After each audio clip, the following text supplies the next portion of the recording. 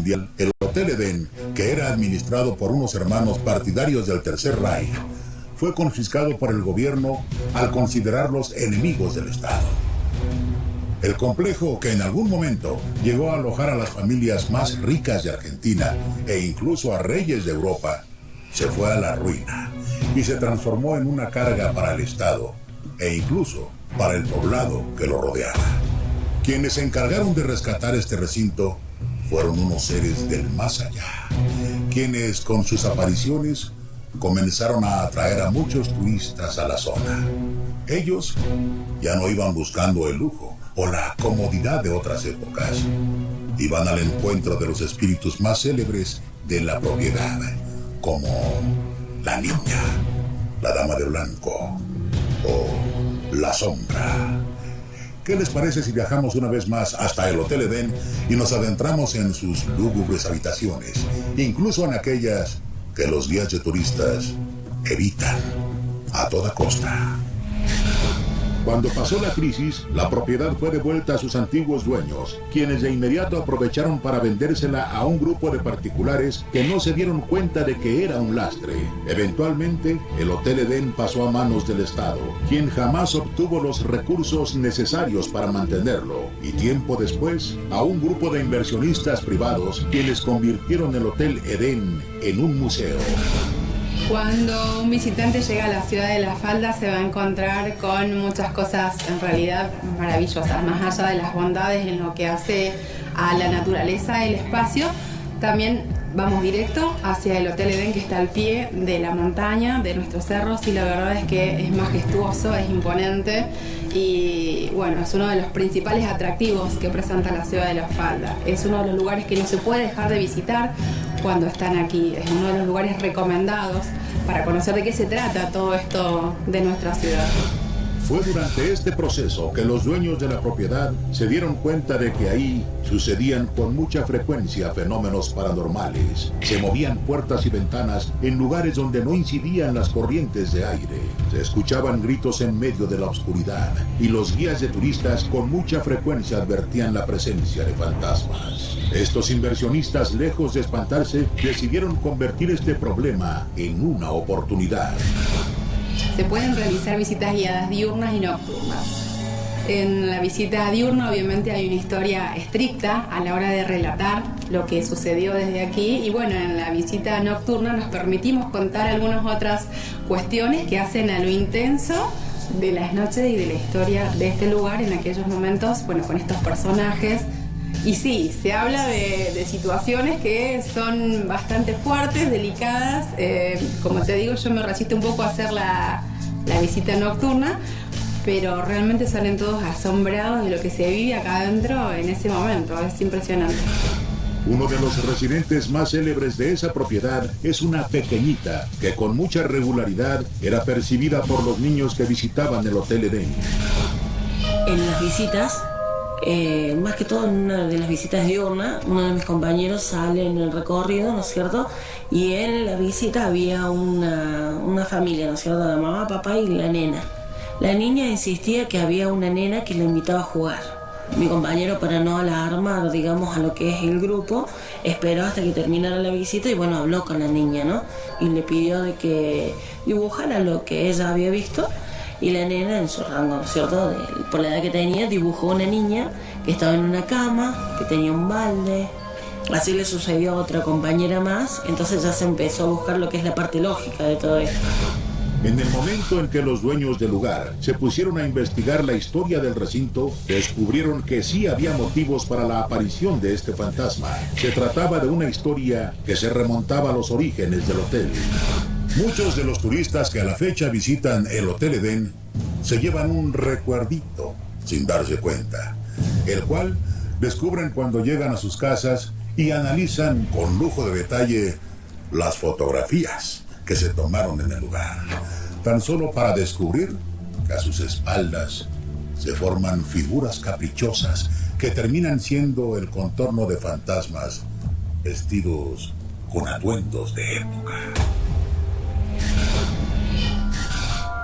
Generalmente nosotros estamos acostumbrados a recibir, tenemos una página en Facebook donde la gente nos envía, por ahí nos pasa vía WhatsApp fotografías que ellos toman durante los recorridos, más que nada diurnos. Nos han llegado fotos de la Dama de Blanco, niños vestidos de época, mujeres con capelinas, vestidos, más que nada referido a eso, todo lo que es con vestimenta de la época, donde se puede notar puntualmente y diferenciar de lo que es la actualidad con la época. Lo sorprendente es que a pesar de que las guías de turistas están muy acostumbradas a los espíritus del lugar, hay secciones a las que ni siquiera ellas se atreven a entrar. Está claro que en el Hotel Edén se suscitan fenómenos que difícilmente podrían ser explicados por la ciencia, pero que resulta fascinante para los amantes de los fenómenos paranormales. Por eso, si están de paso por Córdoba, en Argentina, bien vale la pena que se den una vuelta a las faldas para visitar el Hotel Edén. Sobre todo, asegurarles que podrían salir de ahí, al menos no con vida. Al regresar, les platicaremos sobre uno de los desastres marítimos más tristes en la historia de Nueva Zelanda. ¿Por qué murieron tantos si estaban tan cerca de la Tierra? Lo descubriremos en unos instantes, aquí, en Enigmas, el lado siniestro de la historia.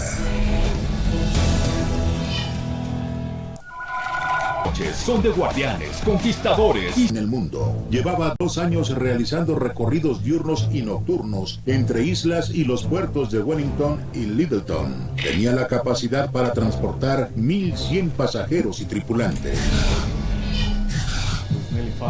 El barco tenía casi 500 pies de largo, era un barco muy grande. Era el ferry de carga y descarga más grande de su tiempo.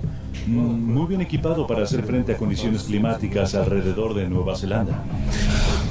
La noche del 9 de abril de 1968, el Wahine zarpó del Lyttelton sin imaginarse que enfrentaría la furia del dios Poseidón y del dios Eolo juntos. Se había formado un ciclón de nombre Giselle, que se encontraría con una tormenta de aire frío proveniente de la Antártida, desatando vientos de hasta 180 kilómetros por hora. Sin saberlo, el Wahine se convertiría en un barquito de papel en medio de aguas turbulentas.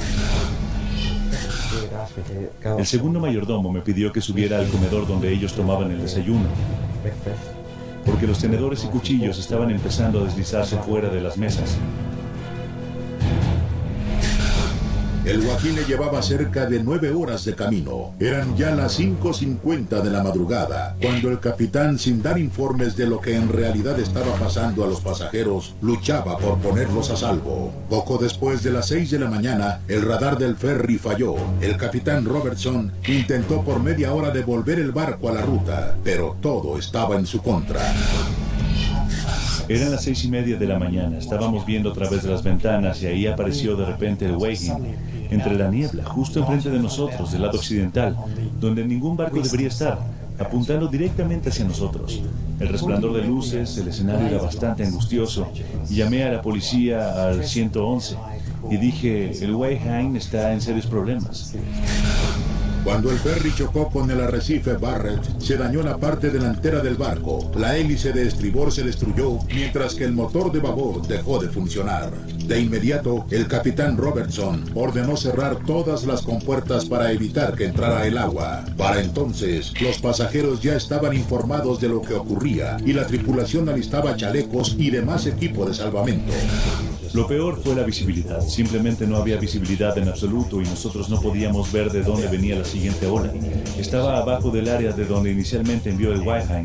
Estábamos en esa área y teníamos un radar. Pudimos ver en el radar hacia el sur de nosotros una gran marcha, pero no pudimos visualizarlo.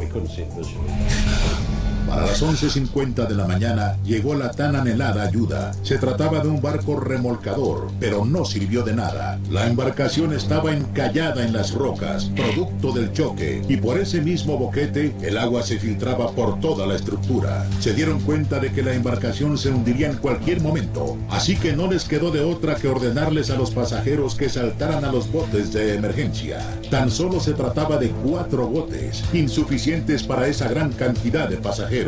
Decenas de historias ensombrecidas. Y yo solo caminé y me dije a mí misma, es mi niña. Enormes embarcaciones, pero también barcos pesqueros se unieron al rescate de las víctimas. Jim Mason era un joven policía en aquellos tiempos y recuerda la crudeza de las escenas. Él vio cómo una anciana herida era azotada por el mar y tragada a lo profundo sin que pudiera evitarlo. Sus ropas habían sido arrancadas, las mujeres estaban solo con panties y brasier. Las ancianas no tenían zapatos, tenían grandes laceraciones en las piernas. Sus brazos fueron triturados contra las rocas, otros eran arrastrados a la playa.